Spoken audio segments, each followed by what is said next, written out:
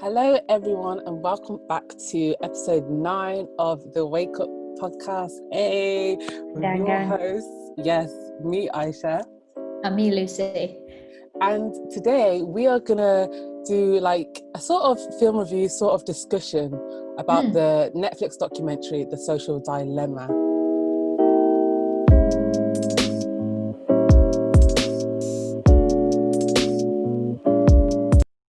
It was very interesting. What did you think?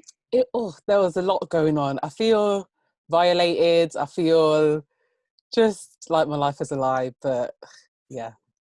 Very, very interesting. Very interesting. We'll get into that in a bizzle.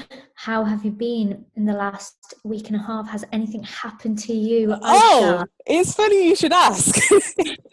It's been a very eventful week for me. Yeah, a few things have happened. I had a job interview to be a teaching assistant at a school, and then I got the job, which is good. I also passed my driving theory test. Hey. And I've become slightly addicted to Among Us. Oh, I haven't played it in ages because of work. Let's play it because it's my week off. We should play it again. 100%. Let's do it tonight. Let's do it tonight and tomorrow. Yeah. Yeah, okay. It's a great game. It's such a good game. Me and you played with a couple of our mutual friends about a week and a half ago. Mm-hmm. It was so funny. So funny. That was like the first time I properly played, and I didn't know like what was going on. So like for the past week, I've been watching like YouTube videos like top 10 tips how to win as imposter. I've fallen in love with a YouTuber as well because of Among Us. I don't know if you've heard of Corpse Husband. Is that the guy with the crazy deep voice? Yes, his voice is so deep. It's like, whoa, okay. So I've fallen in love with him, and it's been nice to find some new YouTubers through them all playing together. If you can hear a cat purring, it's my cat over there being a generator, as per usual. She just wants to get involved. I know. Come here then. Come on. Come say hello. No, okay. She's not about it today.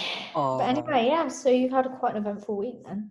Yes, it's been good. Things have been looking up because obviously lockdown I've not really had much going on since then. So now things are life's starting to get like back to normal for me, per se. It's getting real again. It's getting real, but yeah, how has your week been? I've been working full-time at work for the past week and then almost last week as well. So I've not really been doing much other than working and gym and coming home and cleaning and just existing. That's how I feel at the minute. I just feel like I'm existing and nothing's happening in my life. Man, that's adult life, isn't it? When you just get into the routine and stuff. Yeah, it's my week off though, so even though I'm in this week, don't ask. I don't want to talk about it. It's very emotional. But yeah, so I have plans. I've seen you tomorrow, seeing some of our friends, getting some food, watching. Oh, we didn't even say BTS had a concert. That was all popping off. We may or may not have watched it.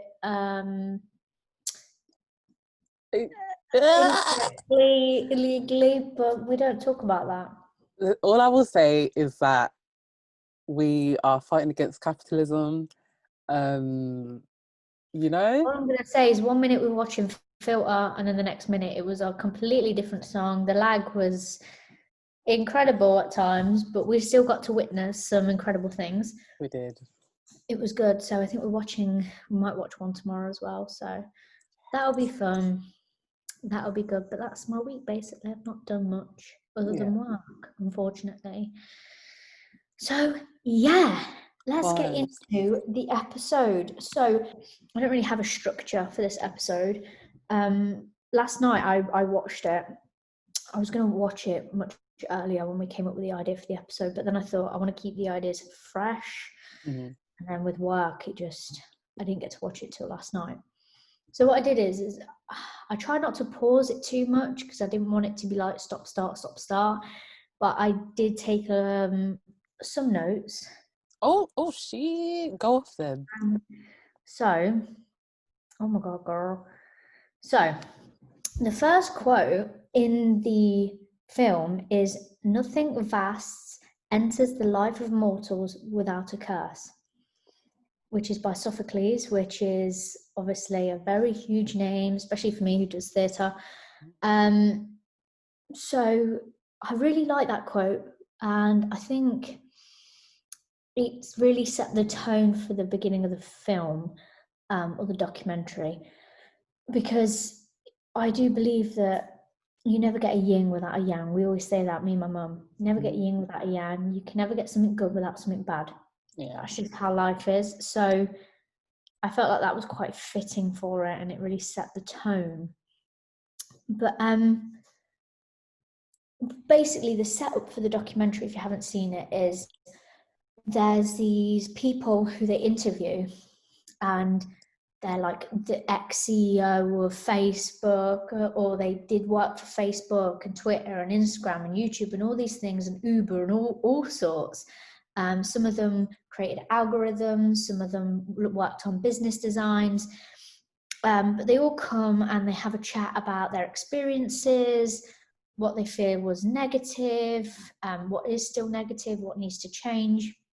And that's kind of the setup. And then in between, you kind of get some actors like acting out a family life, how social media affects them as a family. So that's kind of the setup for it. And I kind of, I'm not sure how I liked the setup of that. Personally, I think the family actors, it was just a bit, it made it feel like not so real, and couldn't take it really realistically. Like, I would have probably preferred to have seen news article clips or actual YouTube videos and things like that, or like actual real life examples. Yeah, because I just thought I mean, I had a discussion with my mum after I'd watched it, and I think in our house we're not that bad. Like, we don't use our phones when we eat and stuff like that. So I couldn't tell if it was a really, really like intense version of what they were trying to talk about, because a lot of it I was like, that just doesn't seem realistic. The actor stuff. But then I don't know if that's just because of my personal experience with the internet and social media. So I didn't know how I felt about that bit. I don't know what you thought about the actor's part in that documentary.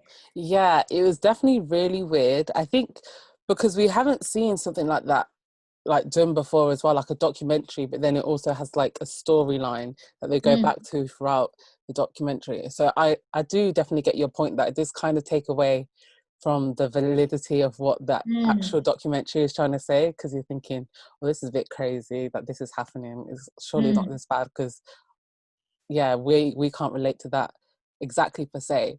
But actually I did find it in some ways quite helpful, because it did kind of back up the points of what people were saying. And even though it was a bit like dramatized, there were elements that I felt like I could relate to, like with the younger sibling. I am a bit concerned about my younger siblings and their relationship with phones and stuff. So yeah, it was just very interesting to follow that story. It kind of kept me hooked throughout documentaries, because some documentaries can be a bit of a boring, but yeah, I think it was the hyper, like, intense. It just seemed a bit like they had pushed so much into one family story that it just seemed a bit unrealistic to me, which kind of turned me off a bit from that part of the story. But again, that's just my personal opinion. If it was my documentary, I probably wouldn't have done it that way. I'm someone that much rather see real things. Like the Pizzagate story, when they showed the clips from the Pizzagate story, that was really interesting. So if you don't know what the Pizzagate story was, it was this conspiracy theory that every time you ordered a pizza, they would like steal a kid or something, or a kid would be making it. There was like a paedophile ring, and it was this whole conspiracy. And basically, the algorithm was pushing people who like conspiracies onto Pizzagate Facebook pages. People started to believe this was real, and a guy went and took a gun to a pizza place and tried to shoot people.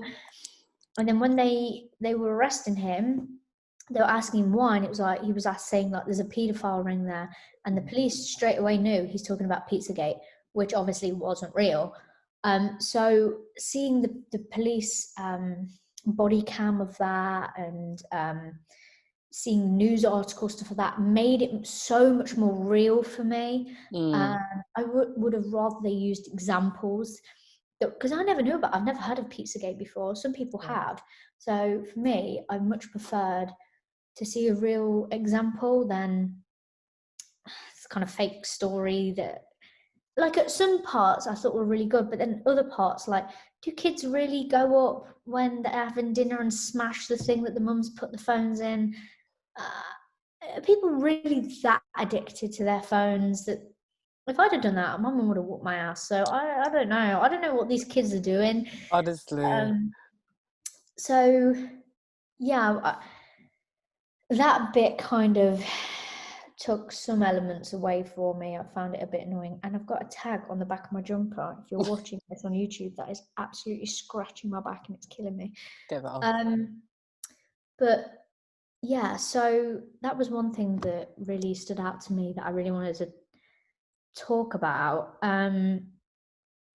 Did you remember at the beginning of it, it's talking about, I think it talks about loads of different examples about why social media is bad and stuff, and it's like news talking. And apparently there's a thing now, like a real life thing, I can't remember what the name was, but they said people go to plastic surgeons to look like Snapchat filters. Yes. Oh my I thought God. that was crazy. Mm-hmm. That's mad. I only ever use one filter on Snapchat just because I like the colouring of what it looks like. So when I heard that, I was like, I can't believe that's a real thing. Again, that reinforces, like, I would have much rather seen these things in the documentary than this fake family, just because I never knew that. So that kind of blew me away. So where shall I move to? What? There was so much. It was a lot. It was very So much intense. about it. So one thing that they highlighted in the documentary was the fact that if you are not paying for the product, you are the product. Yes. Oh my God. That Which was. I never really thought about before, because obviously they're creating a model on you and who you are, your likes and your dislikes, which is kind of scary that Facebook probably knows and Instagram probably knows more about me than I know about myself. Yeah. Oh my God. And It's weird. you know how they was talking about as well, how they can create like such an in detail model of you. They know your personality type, they know if you're depressed, they know if you're introvert, extrovert, they know how long you are looking at a photo on Instagram for. I didn't know that, which is a bit mad. And that's why I always think, like, I follow quite a few people on Instagram, and I'm always like, why do I never see all these people? But obviously, what they're trying to show you is the things that you want to see the most. Yeah. And that obviously links into the 3 goals of what these people are doing. So the 3 goals are engagement, growth, and advertising. So they want to keep you hooked to what you're doing, to Yeah. keep you on your phone, but they also want you to grow. They want you to share things with others so that they can grow how many people are on their sites or their apps. And then at the very end, it's obviously all comes down to advertising. Yeah. So Making they it. want to push, buy this, do this, which I think is crazy.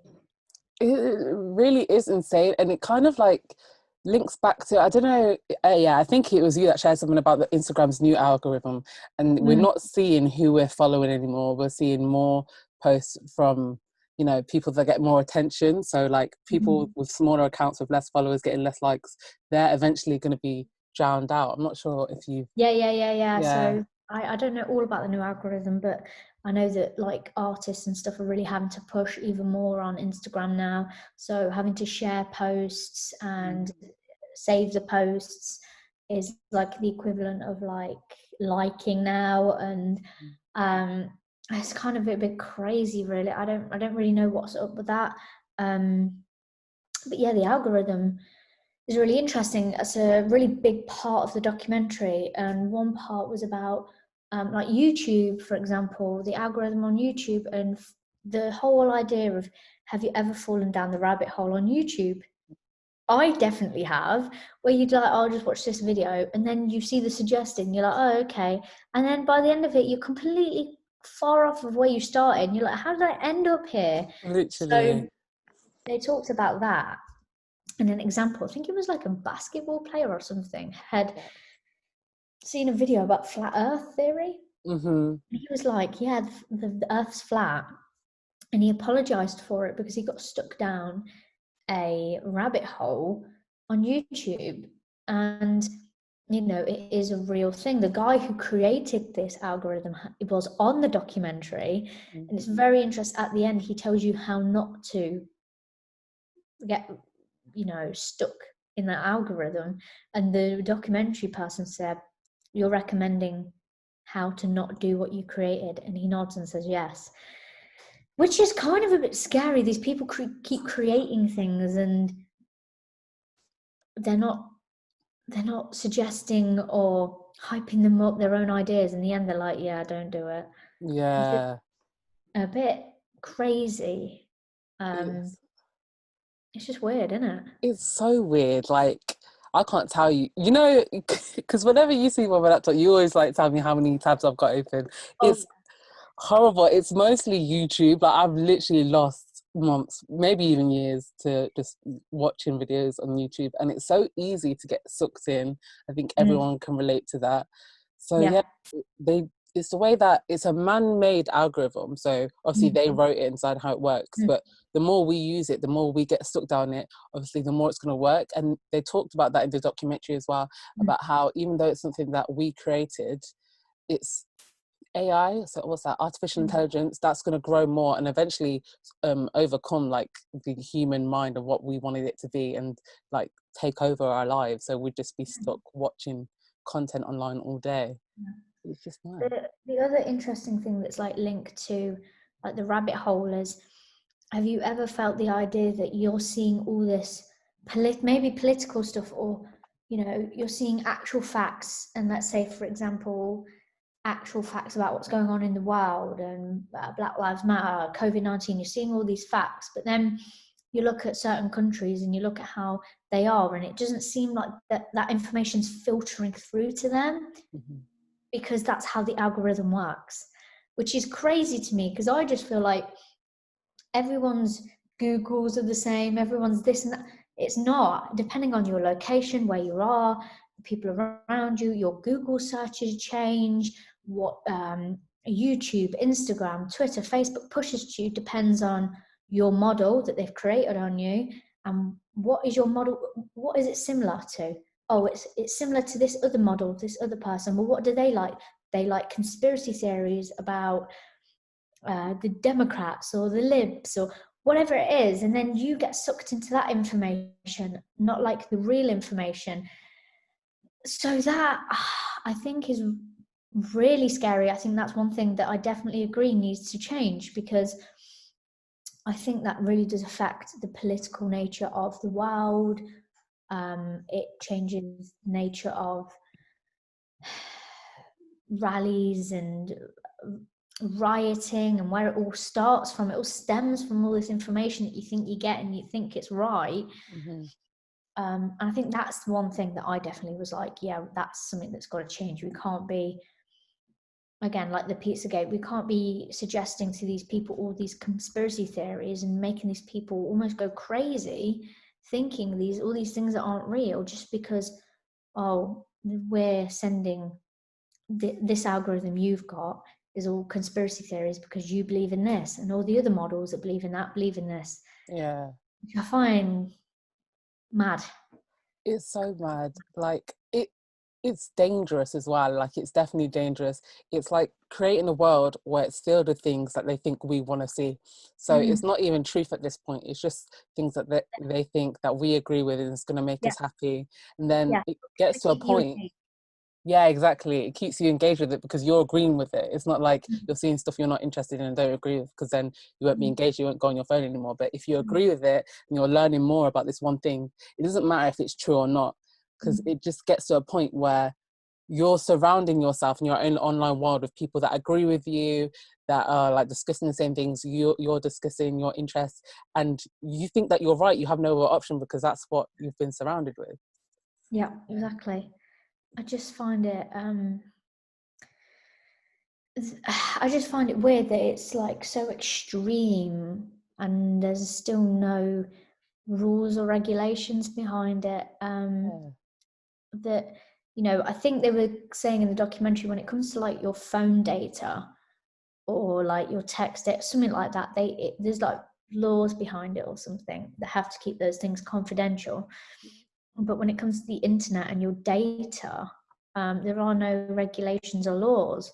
And one person said, say for example, if there was tax on your data, and for so much data they had to pay so much money, then your data would not be used so much and in certain ways. So there'd be more privacy, and it would just be safer on your platforms, which I don't really think it's a hard thing to make these rules and regulations. I'm not saying that it's not hard, but I just mean I feel like it's not something that should be pushed to the side and not done or thought about. Yeah.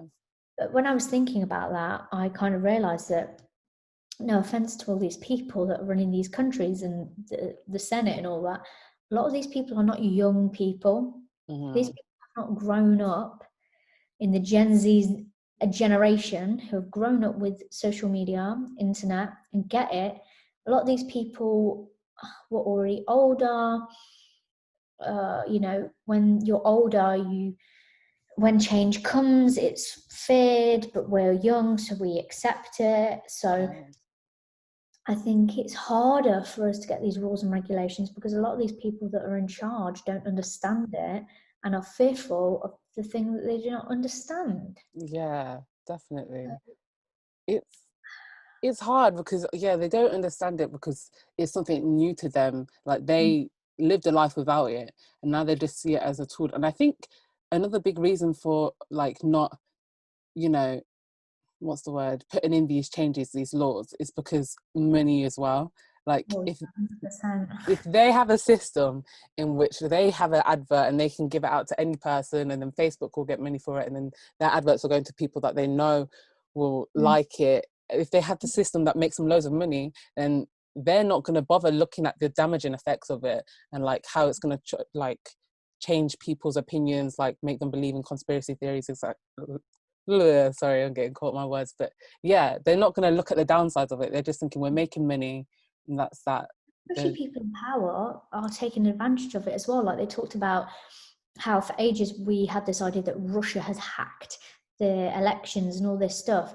And this guy went, Russia did not hack Facebook. The cat is scratching a pole, if you can hear it in the background. Russia did not hack Facebook. Russia just used what Facebook was doing in their own way. Yeah. There's no hacking involved. They're using the system that's already in place to their own advantage. They were talking about selling the internet to the highest bidder.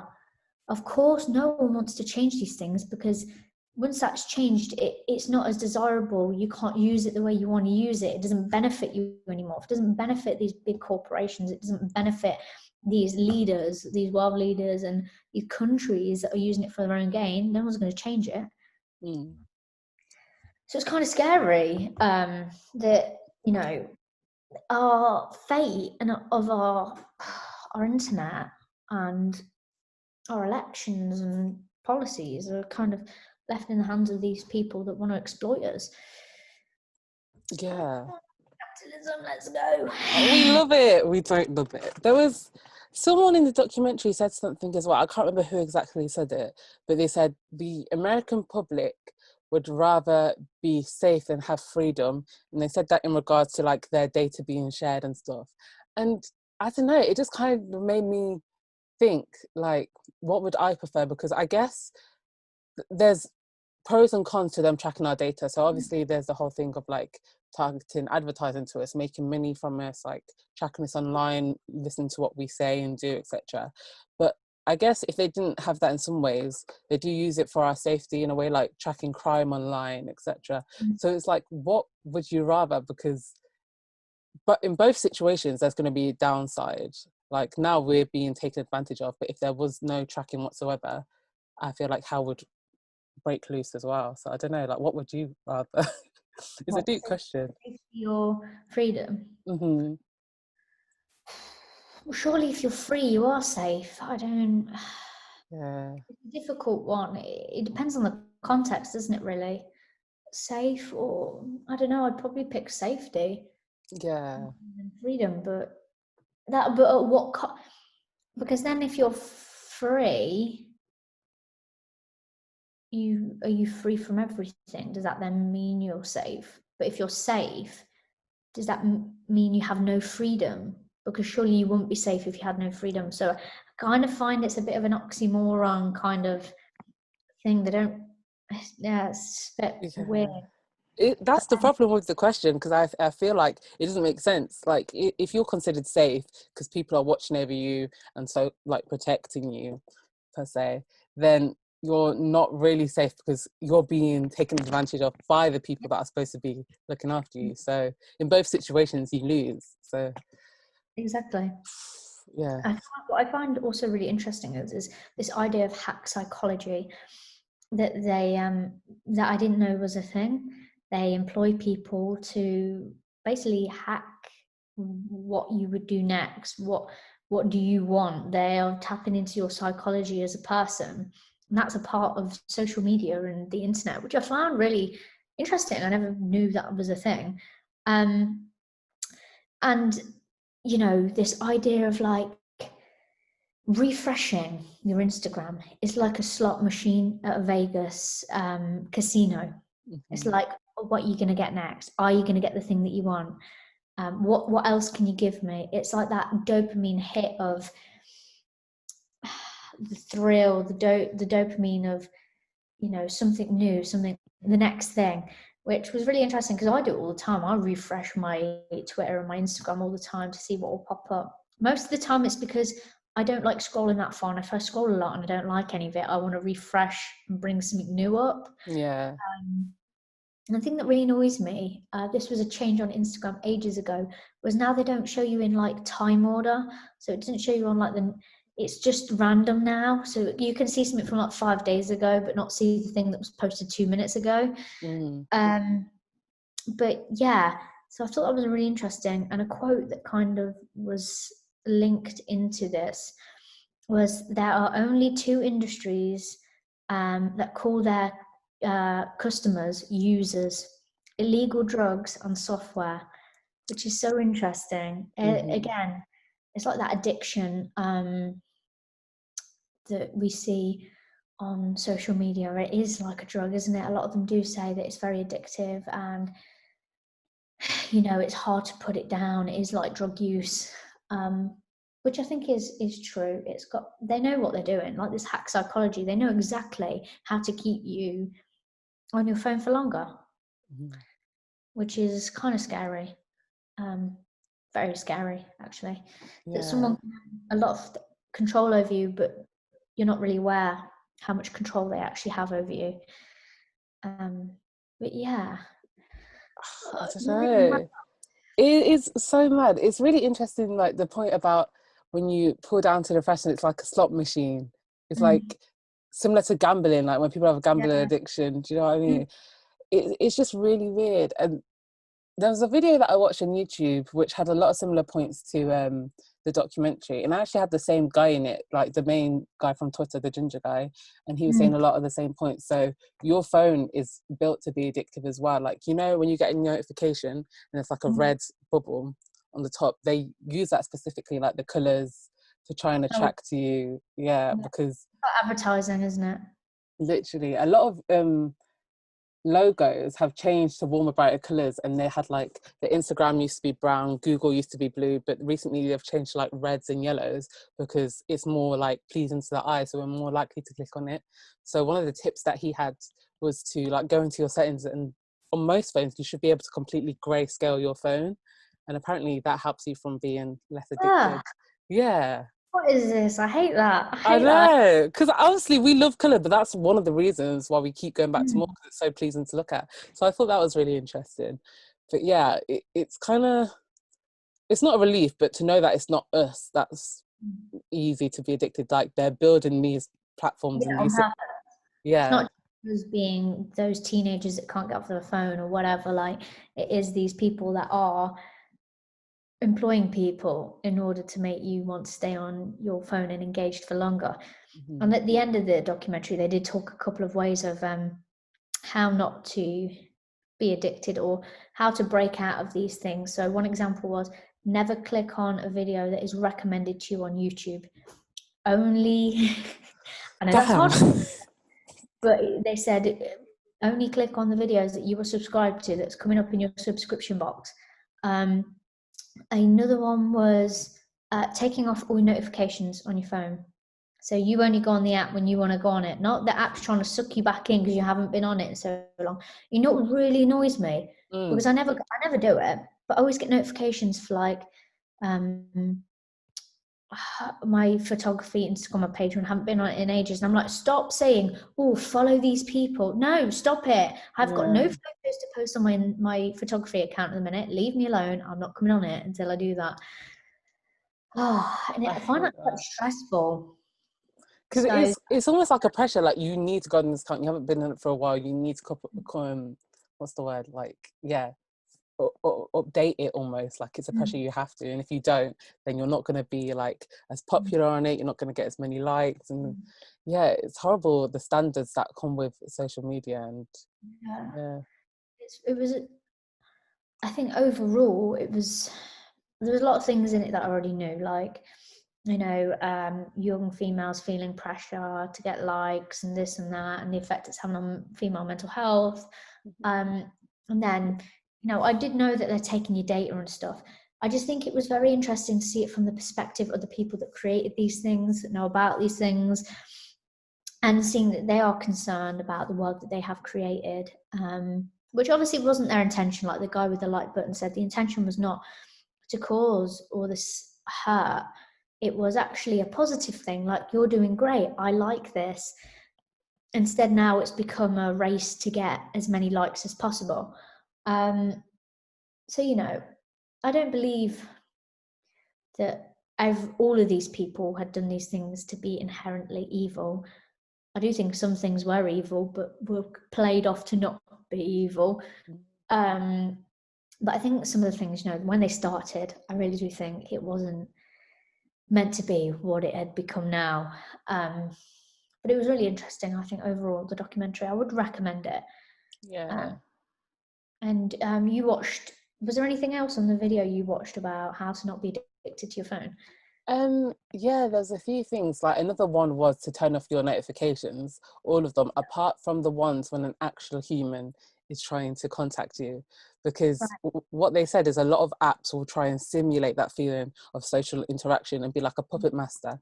Like on Facebook, when you get a notification saying a friend is interested in an event you're going to, they'll send you that Oh, yeah. notification. Yeah, but they're trying to like make you feel like left out in a way, like, oh, your friends are going to an event, what are you doing? You should look at this, then you I'm should at do home that. with social anxiety, you know what I'm saying? I go nowhere. So Literally, and these things. it's them installing that in you though. It's because they're like showing you your friends going out to events doing this, it's making you feel like more socially anxious and like depressed. It's really like Reinforcing making, it. yeah, making our generation like crazy. It's so scary.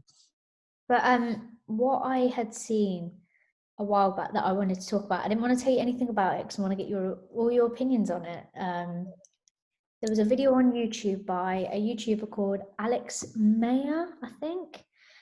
Okay. And it was like, what's wrong with the social dilemma? Now, it was really interesting, actually, and I think watching both of them is actually quite necessary, to watch his YouTube video and to watch the documentary. And I think my overall opinion comes a split between both of them, finding a good middle place. So I'll kind of just give you an idea of what this person spoke about. They said, so the whole idea, right, and the social dilemma is that we're so sucked into these social medias, we need to come off them. They don't give them to their own children. They don't let them have social media. Da, da, da, da. But now, social media and the internet has forced out so many news places, newspapers, magazines. The internet is now the main source of everything, right? Mm-hmm. So we just stop using it. So where do we get our information from? Where do we get our main sources from now? Everything, say we get rid of the internet and all this stuff. How do we do that? Our lives are built into this now. How do we just get rid of it? We can't just get rid of it. And I know that wasn't exactly what they were saying, but it was kind of points. That's kind of what they were trying to say. Like, we need to stop using it. Well, yes, but no. Our lives are so ingrained into this now. You can't just stop something you've created. And this idea of, he was saying, people fear change, and there's always been pushback on new technology throughout all of time. It's pushed back because of those who stand to lose the most. So when people created cars, who stood to lose the most? People with horses and carriages. They were against it. It put them out of business. People are always going to push it back, things that they don't understand and things that are going to put them out of business. Again, it's all about money. And what else did he say? I had a train of thought then. But another thing that I thought was really interesting as well, again, kind of coming back to money, is, we're watching these people, okay, who are talking about their experiences working at these places. How much money do you think they've earned from all of this? Oh, they've got to be This rich. is a self-redemption story for multi-millionaires who've created these apps and issues. Is it not? It's almost like a white savior story. That's so true. Oh my God. I never thought of it like that when I watched it the first time, but now I think about it, they're all upset and they all want forgiveness for the things they created. Whether they meant it to be how it is now, that's a different story. But some of them, I kind of was like iffing and about, right, for example, creating the like button at first. I do totally agree that a guy did not create it to be like, let's put other people above others. I do believe that it was meant to be a positive thing. But then people like the guy who made the business model for Facebook, that sort of stuff, where it's like sucking people, we've got to suck people in, we've got this, we've got that. Yes, you have a business, but at the end of the day, what are you doing to protect your users? I feel like a lot of the time they were losing sight of the users and more about the engagement and the money for them. So I do feel at some points this is a self-redemption story for some of these people. They know that what they've created is now going wrong, and they need to, I don't know, do they need to make themselves feel better? Maybe some of them really do want to help and change, but I do feel like a lot of them as well were, the guy was kind of saying in the YouTube video, someone who's really rich is like, we all just need to be one with nature and go and live on our big built houses in the middle of nowhere with our hundreds and hundreds of yards of just relax and be with one with ourselves. It's like that kind of idea where you're like, you don't live in the real world. You don't live in this real world that the rest of us are living in. Yeah. So that was, I think, really interesting. So yeah, and then he also mentioned as well that there was no mention of like what would life be without social media. like there's certain communities don't really use social media. They could have used links to that. And the question that this YouTuber posed was, if we didn't have social media, would something else just take its place? Yeah, that's a very good Are we point. just predisposed to being bad people? So that was the question that he was posing, like, we didn't used to have social media, but we still used to have problems. Yeah, there was even in the documentary, there was a guy and he was like, social media is just a new level of like addiction and everything wrong in the world. Like before we had social media, we had TV and people would talk about, is TV bad? Are people getting addicted to TV?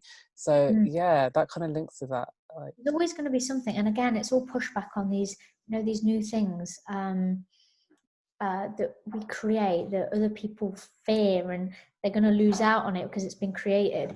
So I found that really interesting.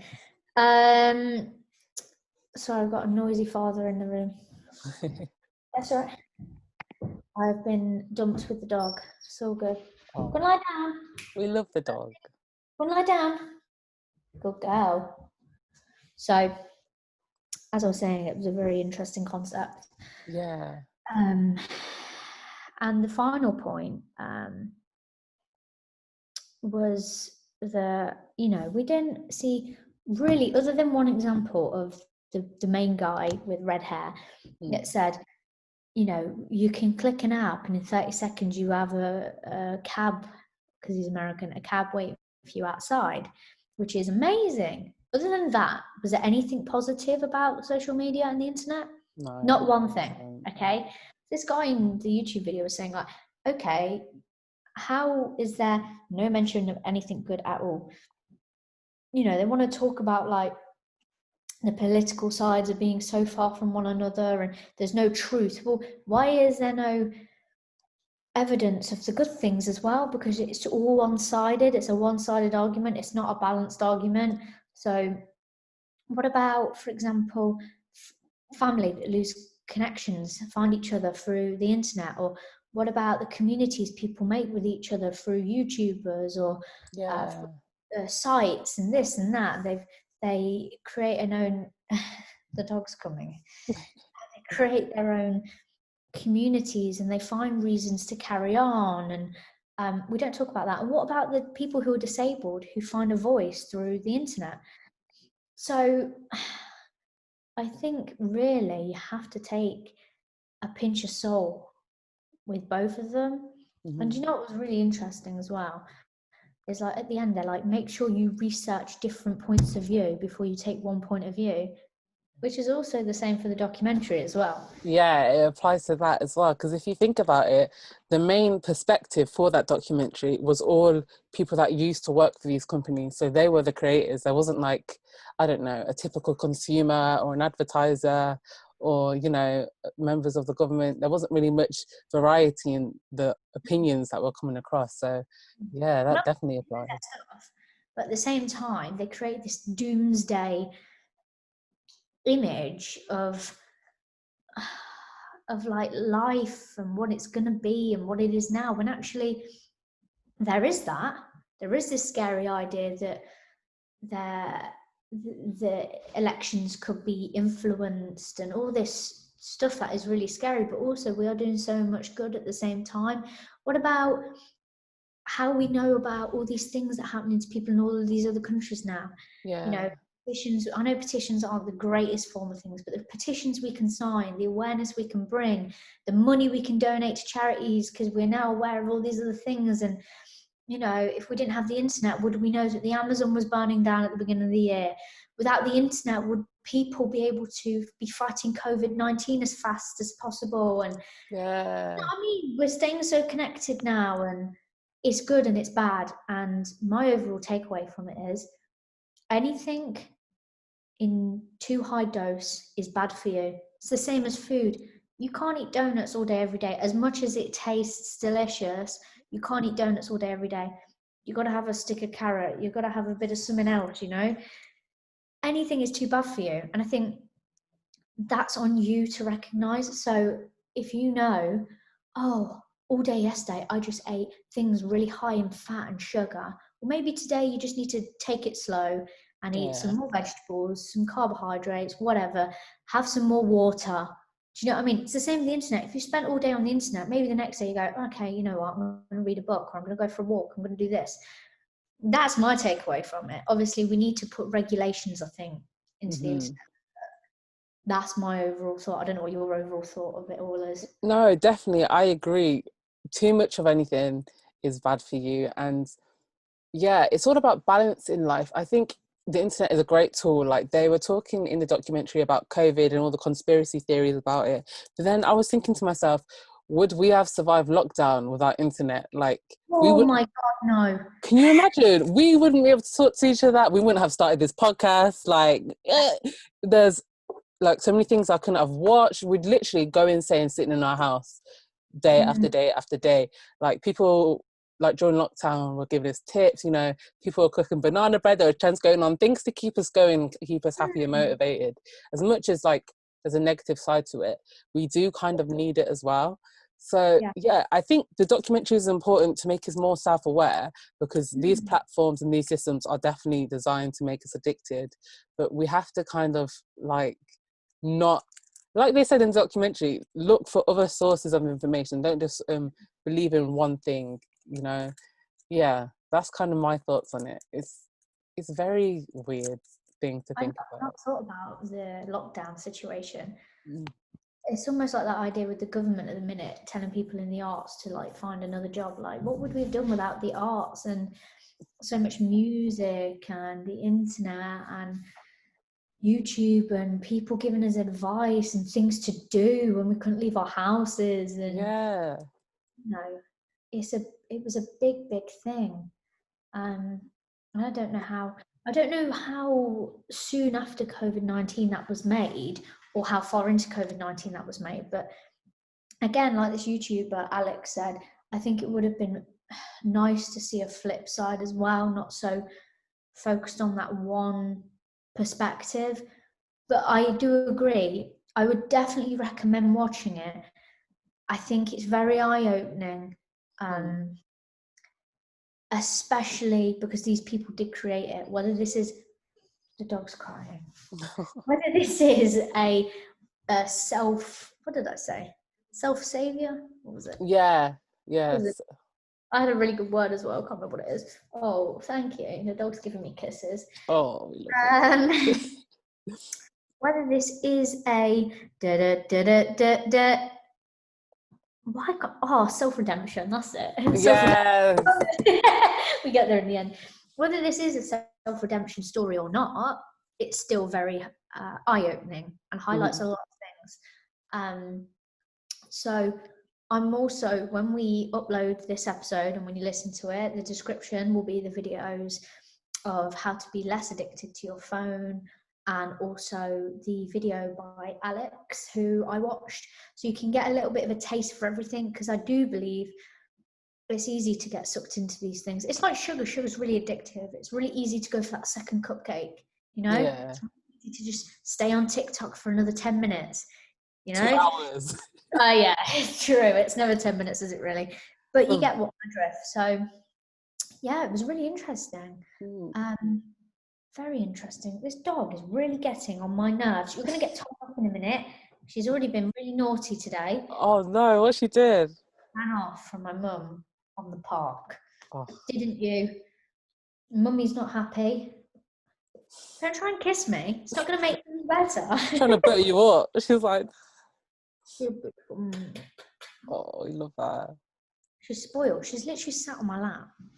Come on now. She's got you wrapped around her finger. She's loving it. I think she has. Go and lie down for me, baby. Go and lie down. Go on. No. Lie down. She's lying under me. I've got a blanket on me, so there's a blanket on the floor. Anyway, sorry about the interruption. Nancy obviously has to ruin everything. Last time I filmed a video as well, she stopped my voice recording. Aww. You can't win, can you? At this point, she's going to be a third host. I cannot live. Anyway, so very interesting episode. I hope you enjoyed that kind of style. I did a lot of the talking, I feel like, today, by accident. There was I had a lot of thoughts to digest from the episode that I'd wrote down. Yeah. But it was nice to get your perspective, especially you did the research on ideas of how not to be addicted to your phone. I don't think I'm going to put my phone on grayscale though. I really do want Women's beautiful face and colour. Yeah, it's a hard one. I tried doing it before and it's just, like, no, there's a reason why we have colour, do you know what I mean? You know what? You can change how your Instagram looks now. I changed mine to yellow. Oh, I hate really? it. I hate it. Really, Yeah. every time I see the notification, I don't recognise it anymore. Maybe that's a good thing. I don't know. Maybe that will make you click on it less, who knows? Yeah, maybe. But yeah, I completely lost my train of thought then. I was really on a good one, I feel like. Anyway, that's today's episode. And if you'd like us to react or discuss what we think about any more films, documentaries, TV shows, do let us know. We're going to move on to the final segment, which I've done research on, so it's just more of me talking again. We love it though, we love it. We stand. Okay. So, a friend of mine shared something on Instagram, which I thought was really interesting. It doesn't link to last week's episode, but it's kind of linked to the idea of like ideas that are not local to us, so an issue that's happening around the world.